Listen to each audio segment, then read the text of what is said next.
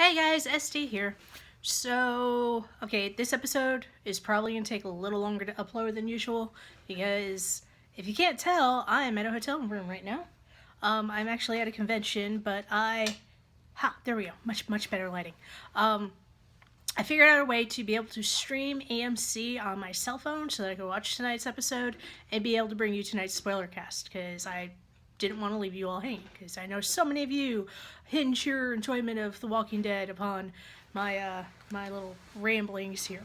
If you hear weird crunching noises in the background, that is my sister who is enjoying some tasty pretzel bites. I'm just getting my God, that's always so bright. My notes ready. So let's go. Now I'm going to start out by saying this is easily my favorite episode of the entire season, if not the series overall. I made a lot of notes tonight. I had a great time watching it. I highly recommend you go out and watch it immediately. Like, as soon as you can get your hands on it. I'm not going to say go pirate it, but you may want to watch it repeatedly, over and over and over again. It had Negan. It had Eugene. It had, it was fantastic. It was a great episode. There weren't a whole lot of walkers featured, but, there were enough. Alright, so, let's see. That's last week's. There we go. Alright, so this episode takes place just after Negan and the group left Alexandria with Eugene in tow because they found out that he was making bullets, and they go back, and this is just after Daryl's escaped. So this is like, a couple episodes behind where we are in the series. This is kind of explaining what happened at Sanctuary, and is that the name for the Savior area? But what happened there as far as, Daryl escaping and things going on with Eugene, and kind of another glimpse into the whole way the life works there. So, like I said, this is just after Daryl was left, and they just got back, and they find out, Daryl escaped, whatever.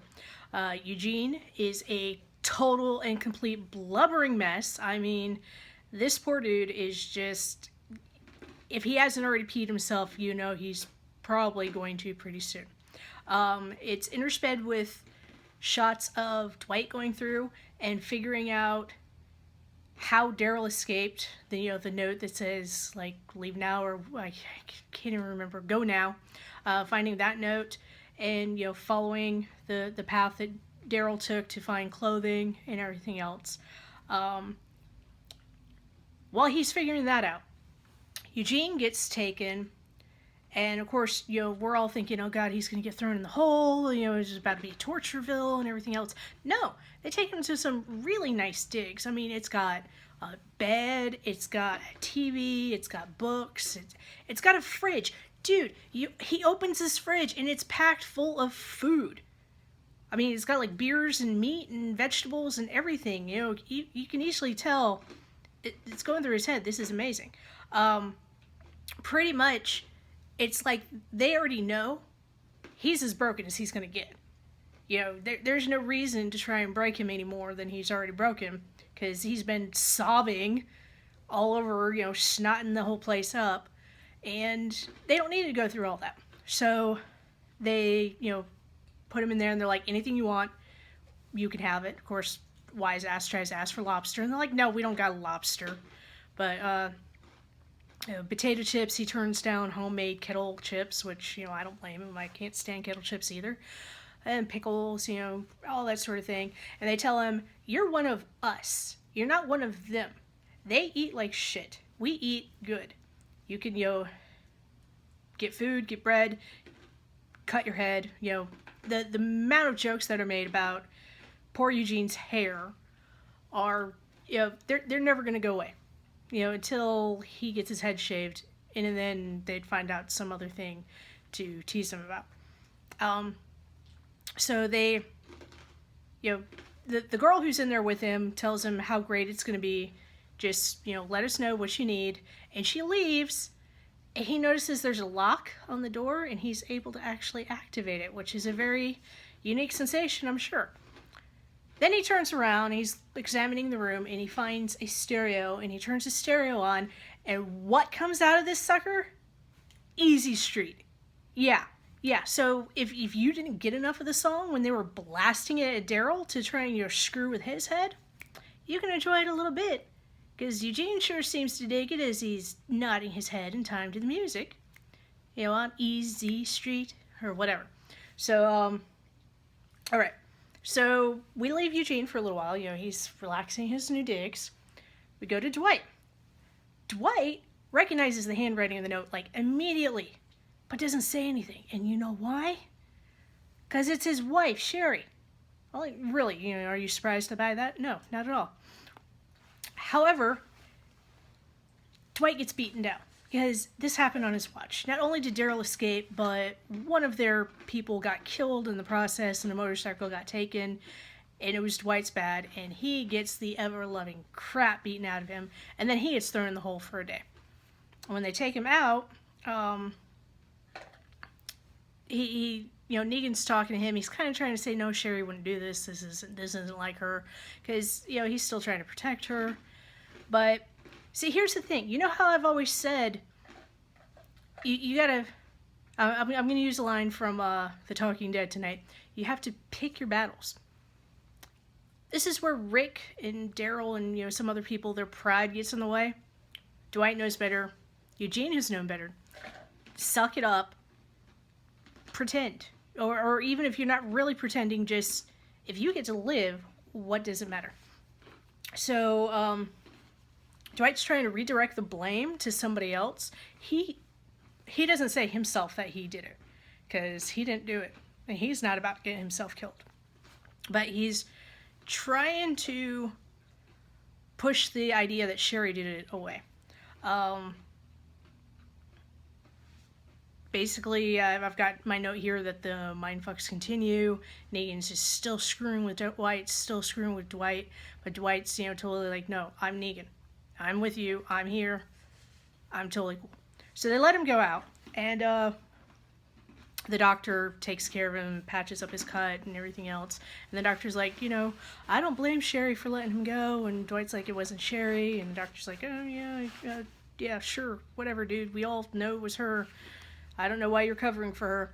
So, Dwight steals a whole handful of the doctor's suckers. Just grabs them and goes. A little passive-aggressive. You're not listening to me, dude. I'm just going to take your suckers. And then Dwight tells Negan, because Sherry's missing, tells Negan that he's going to go hunting. Anyway, tells Negan he's going to go hunting for Sherry. So he leaves. If you keep track of the whole, secret word process, the first word for tonight was doctor. Okay, cool. So, they go away, and the commercial break, we come back, and it's back to Eugene and his little helpful savior who's giving him the tour of everything else. And she's still making fun of his haircut, and she's, literally calling him haircut, which apparently she did in, a couple episodes back. So, let me scroll through here. Alright. They find a jar of pickles, which she just totally hands to Eugene to tell him, hey, look, when you're here, you can take whatever you want. It doesn't matter. All these other people, they have to work their debts off. You just take it. So here, have a big-ass jar of pickles. Have this 12-pound jar of pickles. Enjoy. So, he's wandering around this jar of pickles, and Negan has him taken out to the back where they're looking at the little chain link fence with all the walkers wandering around. And he's kind of waving his bat around Eugene. Eugene's starting to blubber again and, just whimpering and being all sad and Eugenie. And yeah, you like that? Eugenie the weenie. And I have an audience. So he's kind of whining. But then it's like something flips in his head, and he goes right back into the old Eugene the liar phase, where he's just making up all this bullshit about how amazing he is, because, at first it looks like Negan's about to take that baseball bat upside his head, because, no, you're just some dude, I don't really believe you. So he, starts spinning this crap about, working for all the different government agencies, and I'm a doctor, and I'm this, and I'm fancy, and da-da-da-da-da. And I gotta admit, I like this aspect of Eugene. I like his way of being able to basically bullshit his way through everything.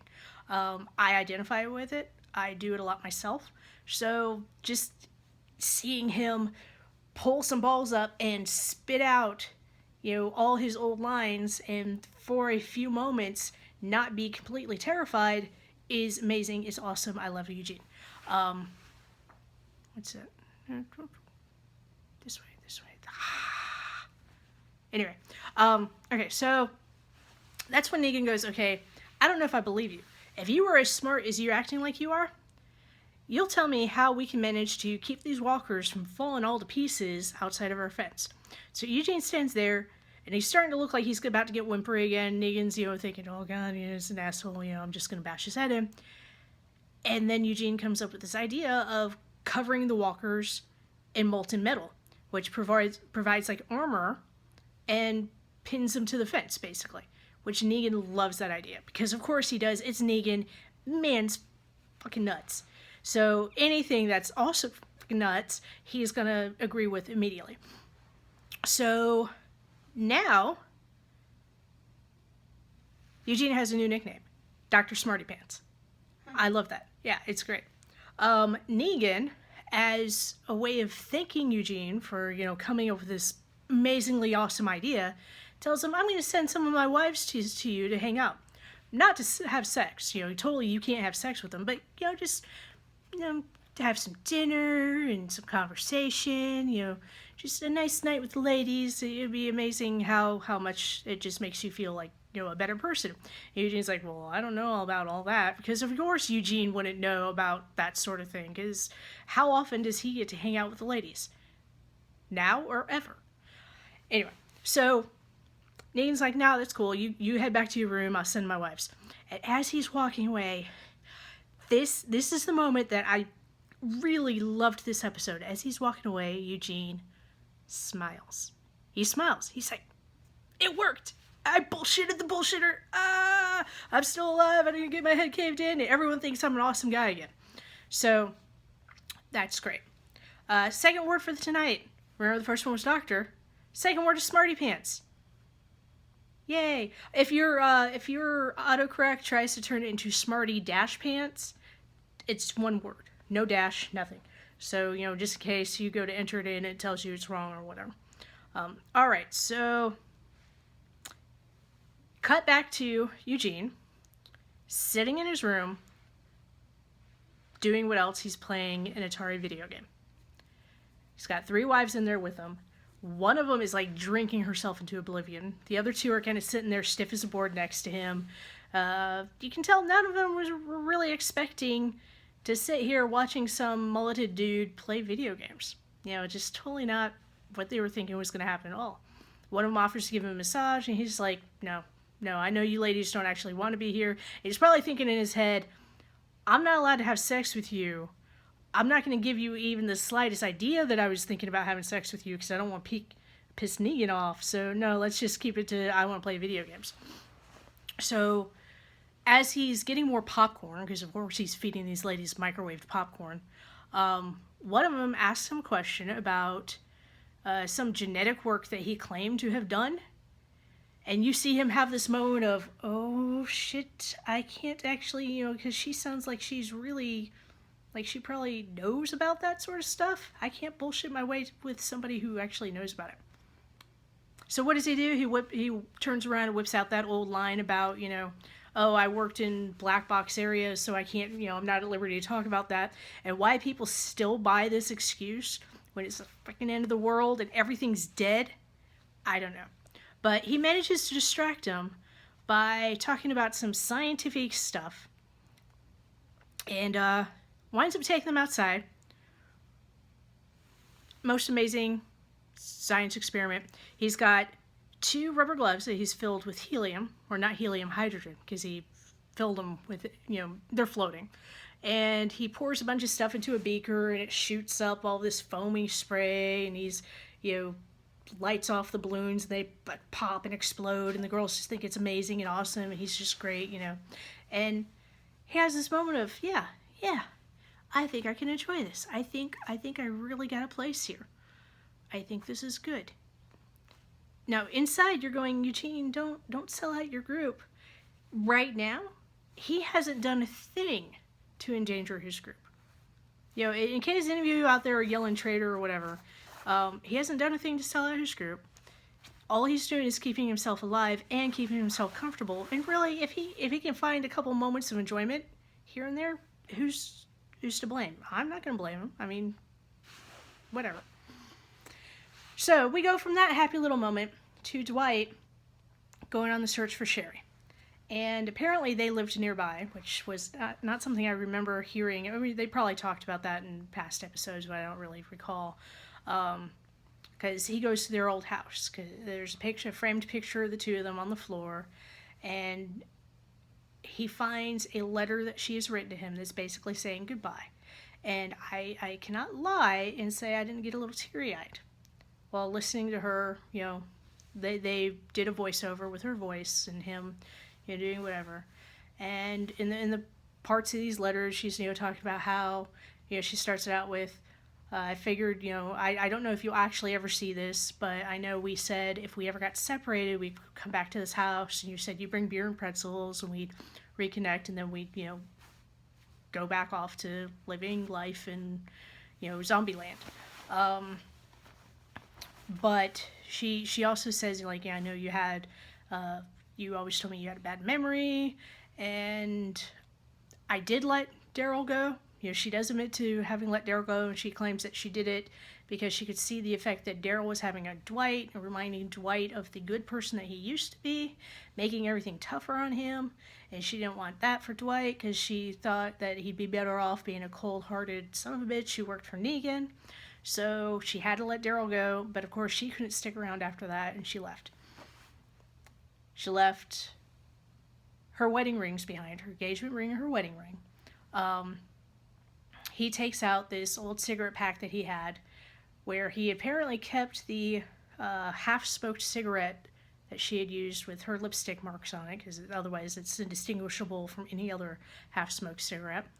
And his own wedding ring had been in this empty cigarette pack, and he puts her wedding ring and her engagement ring in there, and it's really heartbreaking to see his reaction to the fact that she came, but then she left. And basically tells him, no, go back to Negan. You know, we can't survive out here together. I don't know if I'll survive at all, but we definitely can't do it together.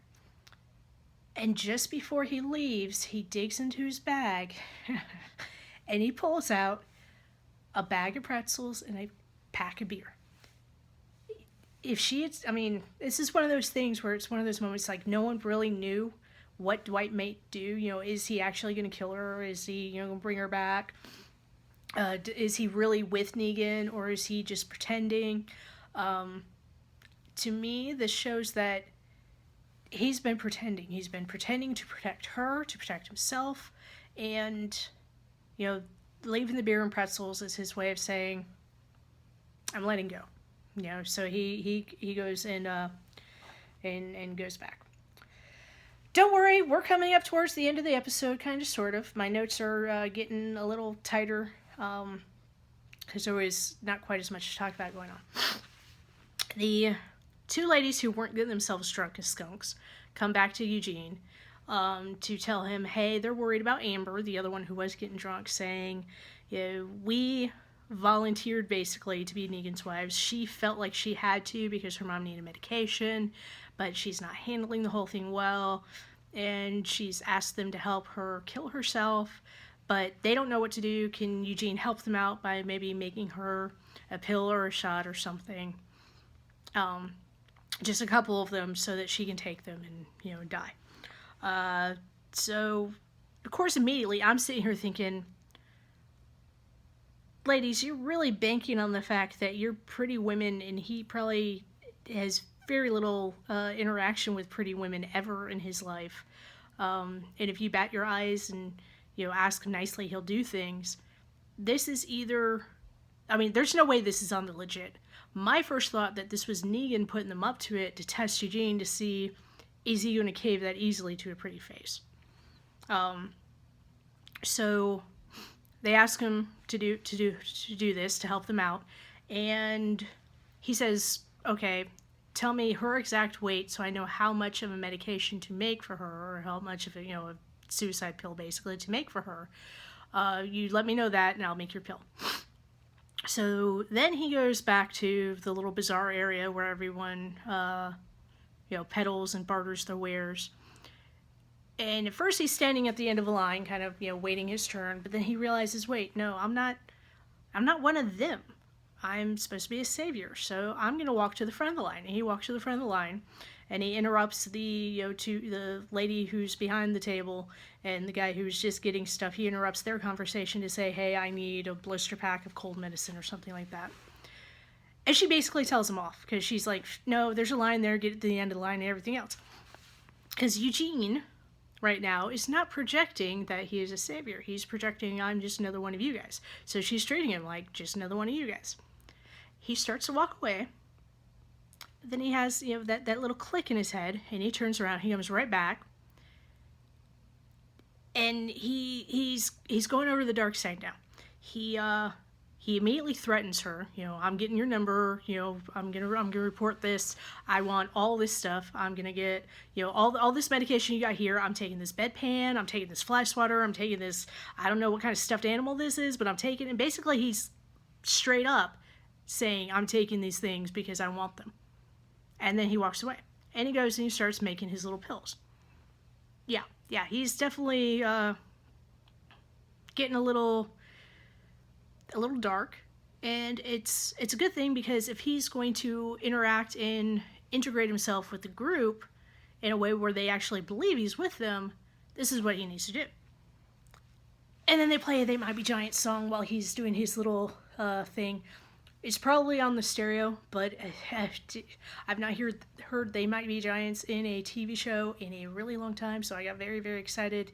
I got so excited I completely forget the name of the song. I didn't write it down. So then, he's doing all this, and his little savior buddy comes and grabs him and takes him to go to the ever-fun chamber of horrors that is the oven with the fire, and everyone's gathered around, and Dwight's heating up the iron.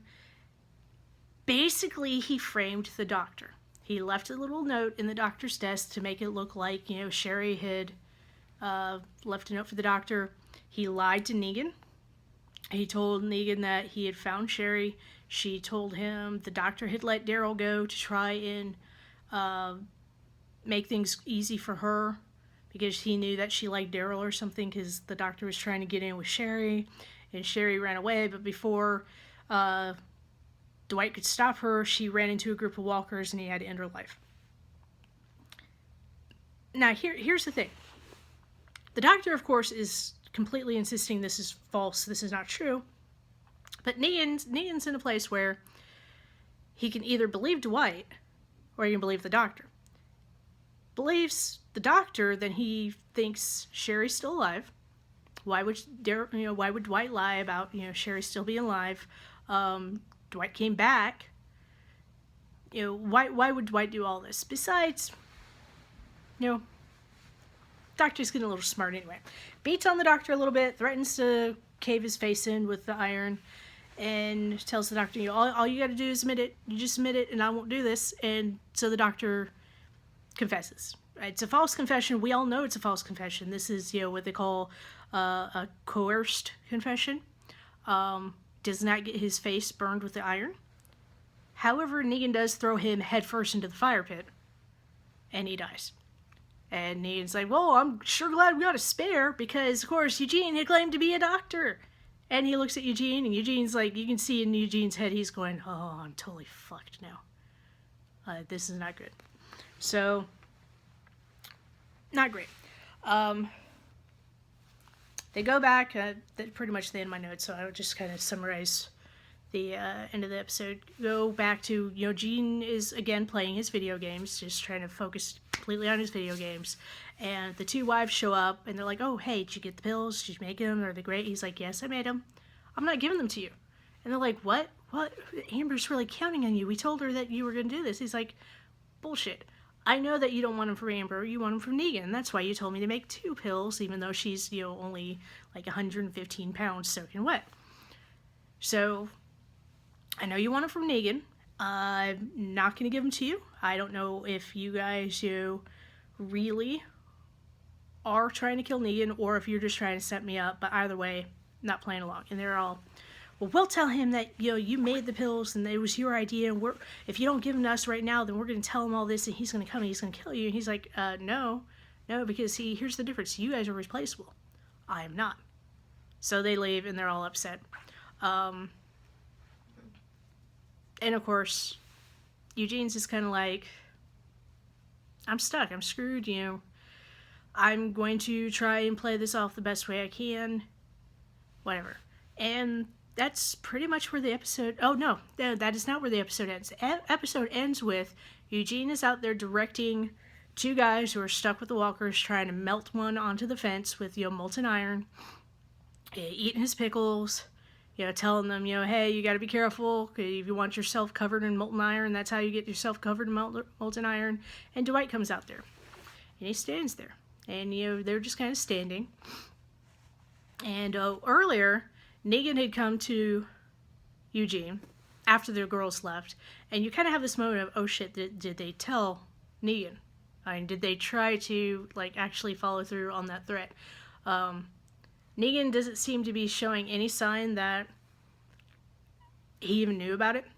Because basically he's telling, Eugene, hey, I don't make this offer all the time, but I do have to ask you and before he can even get out the phrase, who are you, which we know the correct response is, I am Negan, Eugene spits it out. He's like, I am Negan. I am totally 100% absolutely positively confirmed as Negan. I'm all in, So Negan believes him.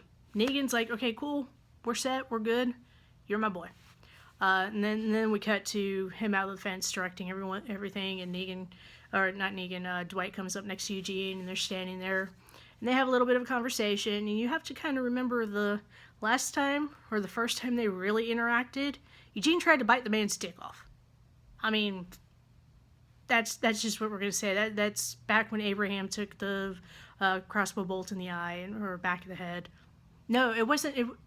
That's right. Abraham takes it in the comics. It was not Abraham. It was Denise. Denise got the crossbow bolt in the TV show. Anyway, so it's probably a really awkward moment, and Dwight's kind of talking, and Eugene's talking too. He's like, yeah, I don't know if you remember my name.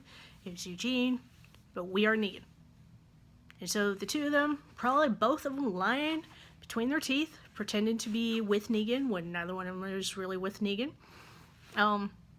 In the comics, the Doctor had teamed up with Dwight to do subterfuge and stuff.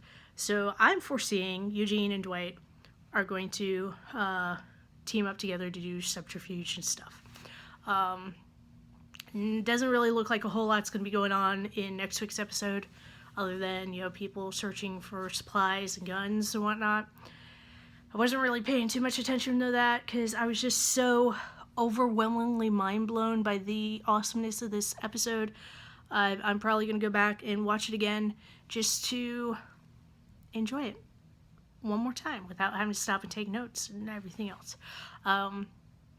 So yeah, that's SpoilerCast for tonight's episode, February 26th. And until next week, I'm pretty sure there's an episode next week. Until then, hope you enjoyed it. Like, comment, subscribe. SD out. Bye.